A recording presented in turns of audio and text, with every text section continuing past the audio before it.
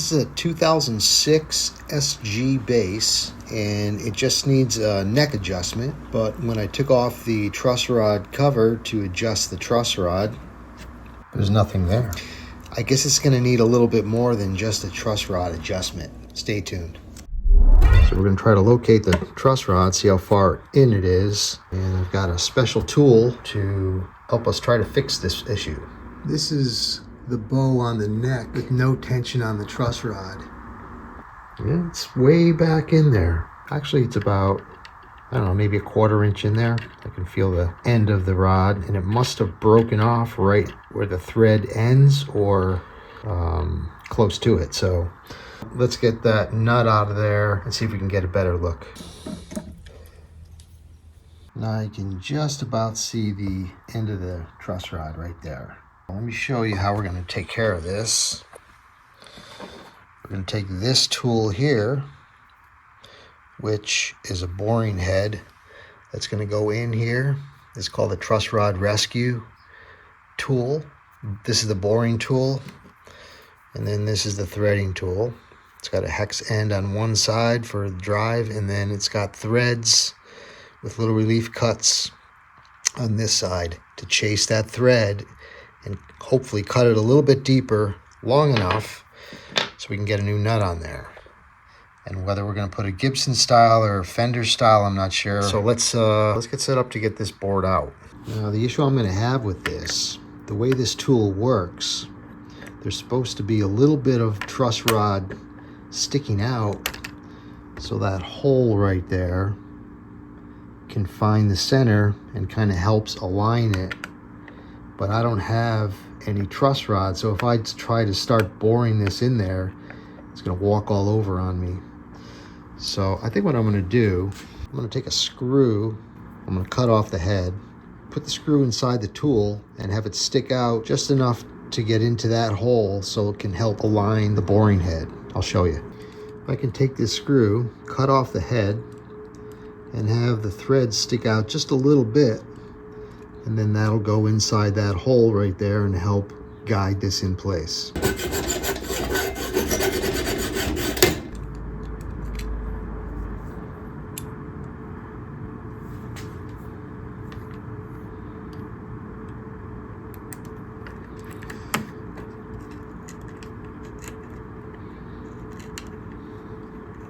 Now it's holding its position.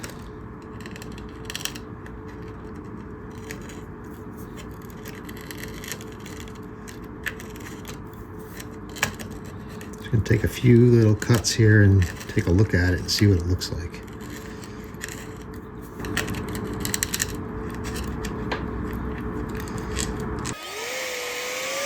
Now I can see it's holding its position, so I'm going to continue with this process until I can expose that truss rod and see what it looks like. I'm just going to place this piece of cardboard here just to protect the headstock.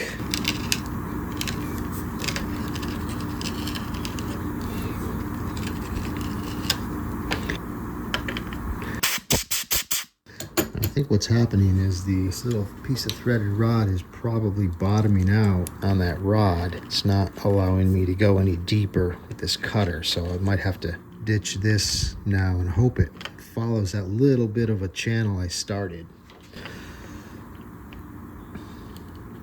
It's going to go real slow, try to hold the position.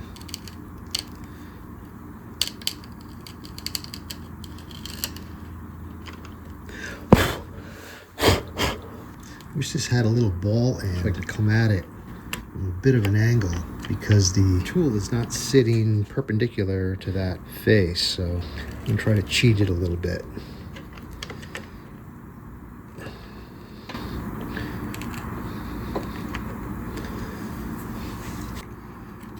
I don't know, it's not looking so good really. Still, I went in about, looks like 1/8 of an inch, and I still got another 1/8 to go.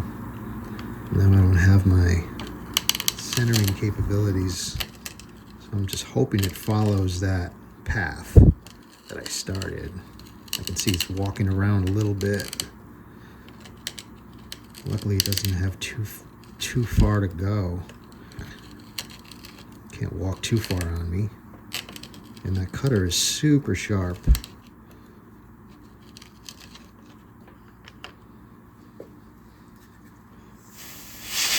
A little bit of that truss rod sticking out of there, and it does appear to be sheared off. I don't know if there's any thread left on it. I have to expose a little bit more and see. The other thing now, you have to be careful because you're removing wood, and this is like a really thin spot of the neck. I did some measuring, and it looks like I'm about 150 thousandths off the back, so just over 1/8 of an inch. It's not much. Hopefully this will start to follow that rod real soon here and stay on center. I'm going to try to get another Allen wrench with the ball end, see if that'll help. I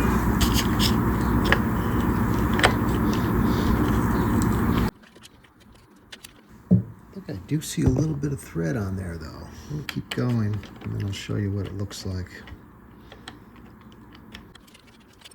Now we got it exposed. It looks like there are a few threads on there. You can see the start of some threads. So I got to keep going until I get enough, maybe, I don't know, 3/8 of an inch, so I can chase the thread and get enough to get a nut on there. Maybe a little more because I got to get a washer in behind it as well.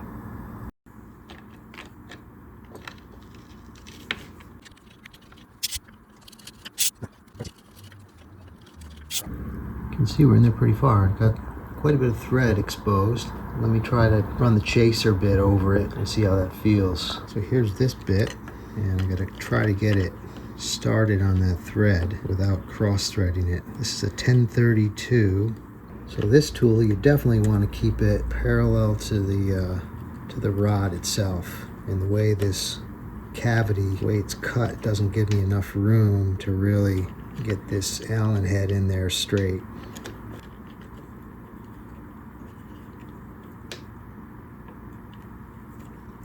Not sure if I'm bottoming out. Let me try to get an idea how deep we are right now. About 150 thousandths or so. Let me try to put a nut on there.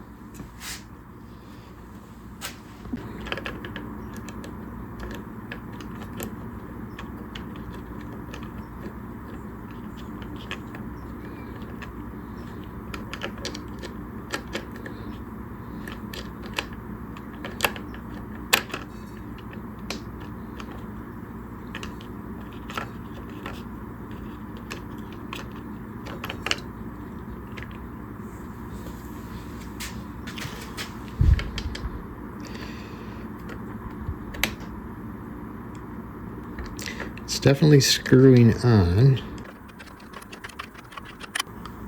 can see that. This nut will probably actually work this size. If I can get a washer in behind it. Let me just see how much thread we got. 7/32. So about a 32nd under 3/8.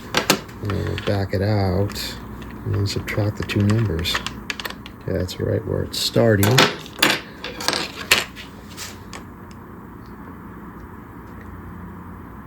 And it's at 5/8.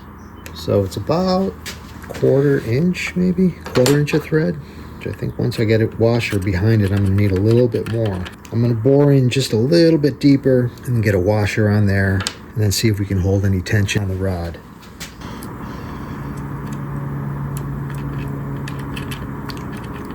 Okay, it's threaded on, it's touching the washer, it's bottoming out.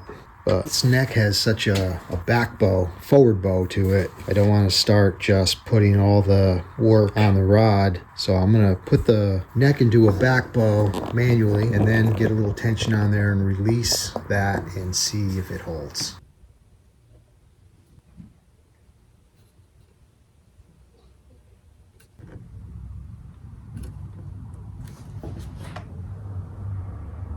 Right now the neck is straight. So let me go just a little more. Put a little bit of tension on this nut. You can see the nut's loosened up now. So I know the rod, when you put it into a back bow, it pushes the rod out, exposing a little bit more thread. So now I can turn this a few turns. Let's put a little tension on there. Okay, so now The neck is in a back bow. Slowly.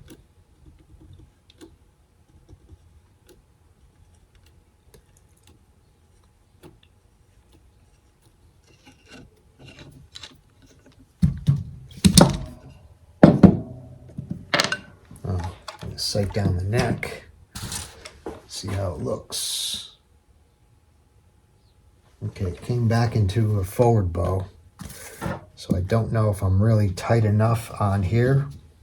Let me get it clamped back up again. Not sure if that nut is seating on the wood or what. I can see what's going on. I think what I'm going to do is I'm going to try an acorn knot. See if I can get any better results with that.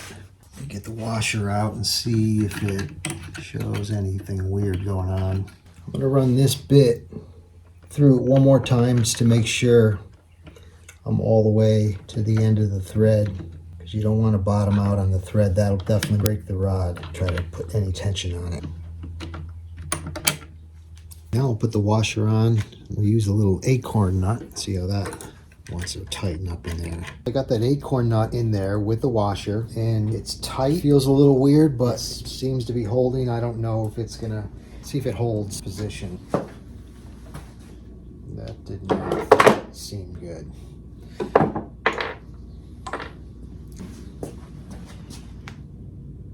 It seems to be better. If you look down the fingerboard straighter, let me try to put it into a little more of a back bow and get one more quarter turn on the nut. Nothing to lose, really. Let me get it back into a back bow. Okay, tighter. Still in the back bow. So the nut is holding. Let's see when I take this tension off it. What does it do?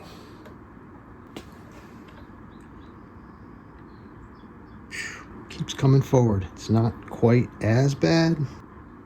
I wonder if I can loosen this while it's not in the back bow. Seems to be holding. Now with the nut completely loose, this is the bow on the neck with no tension on the truss rod. I don't even think I have enough feeler gauges to figure out how much space is in there, but it's a good 1/8 of an inch. So let me go run through it one more time. If it holds it in a slight forward bow, that might be enough to make this playable, at least. So let me run back through the steps, back bow it, tighten that up without shearing it off, and then I'll get some string tension on here and then see what it does. Okay, so got it all up to tension, and if I check the relief, I'm right about 28 thousandths, which is a lot, you know, but it's way better than, I don't know, 1/8 of an inch. And it seems to, the action's not too bad at all. And there's a little bit of room for adjustment on that.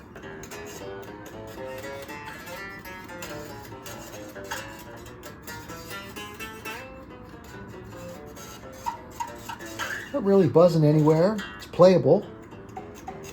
It's better. It's not perfect. That you can, if you look inside there, you can see the little acorn nut, a little bit of thread sticking out, and I'm going to say don't touch it because it's on there, but there's just zero adjustment on it. Unfortunately, that's just how this is coming out. I don't want to go any deeper with the bore, and I don't want to try to chase that thread. I might be cross-threading. Right now it's holding, and I'm going to give it back to him and tell him you got what you got, because this thing was ready for the scrap prior to, unless you want to pull the whole fingerboard off and redo the truss rod and do all that work. That's a bigger project.